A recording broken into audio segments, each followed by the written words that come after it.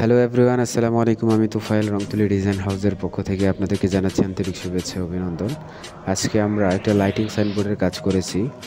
তো লাইটিং সাইনবোর্ডটা হচ্ছে তোবা ফার্নিচার নামের একটি নতুন প্রতিষ্ঠান হয়েছে আমাদের রেল স্টেশনের পশ্চিম পাশে পুরাতন জনতা ব্যাংকের সামনে একটি দোকান হয়েছে। তো সেই দোকানের আপনার ভিজিটিং কার্ড থেকে শুরু করে লাইটিং সাইনবোর্ড, তারপর হচ্ছে শাটার স্টিকার, ক্যাশ মেমো থেকে শুরু করে যাবতীয় কাজ আমি করে দিয়েছি।